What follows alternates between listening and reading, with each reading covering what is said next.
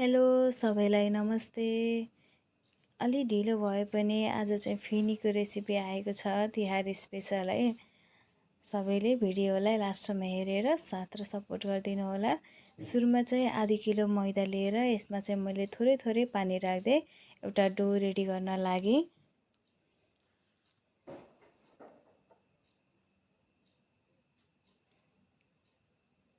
फिनीको लागि केही पनि चाहिँदैन अरू, मैदामा पानी राख्दै यसको चाहिँ एउटा डो रेडी गर्नु होला।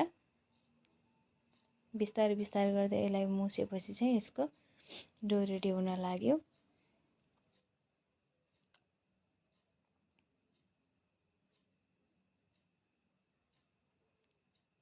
अब यो रेडी भइसक्यो। यसलाई चाहिँ मैले ढाकेर 1 घण्टासम्म राखेँ। त्यसपछि चाहिँ यसलाई एउटा टेबलमा राखेर तेल लगाएर बेल्न लागे। यो बेल्दा चाहिँ एकदम पातलो गरेर बेल्न पर्छ। यसलाई चाहिँ पुरै टेबलभरि फैलाएर हामी चाहिँ बेल्न लाग्यौँ।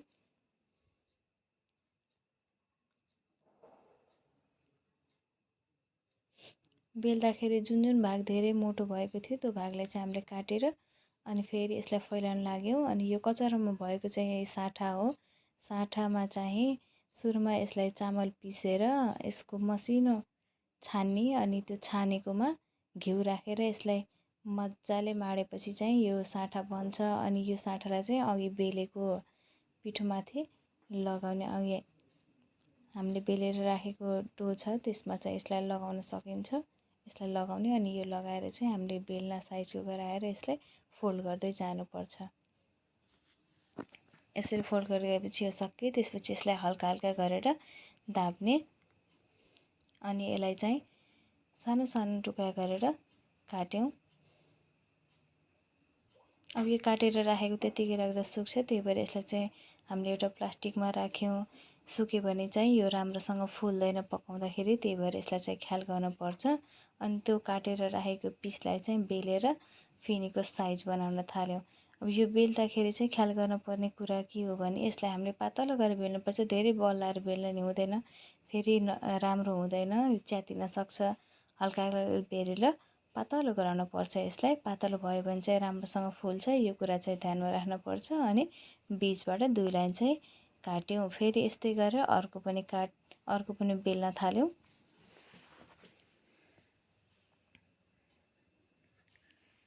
पातलो गराएर बेल्ने।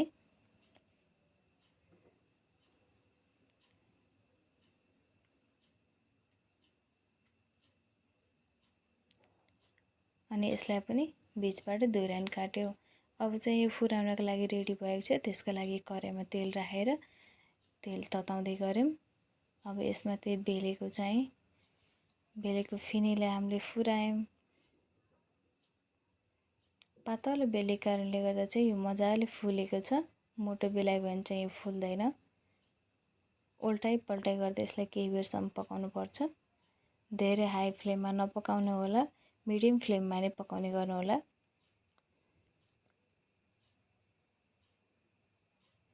फिनी बनाउँदा फिनीलाई चाहिँ रातो बनाउनु चाहिँ हुँदैन। फिनीको रियल कलर सेतो नै हुन्छ, त्यही भएर यो कुरा ध्यानमा राख्नुपर्छ। अब चाहिँ यो रेडी भयो। यसलाई हामी अब एउटा कार्टुनमा राख्छौँ। यस्तै गरेर अर्को फिनी पनि हामी यहाँ फुराएर देखाउँछौँ।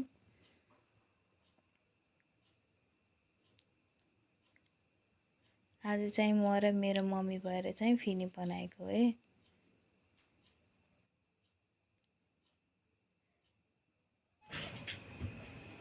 यस्तै गरेर हाम्रो फिनी चाहिँ रेडी भयो। म चाहिँ एउटा निकालेर तपाईहरुलाई देखाउँछु कस्तो हो भनेर।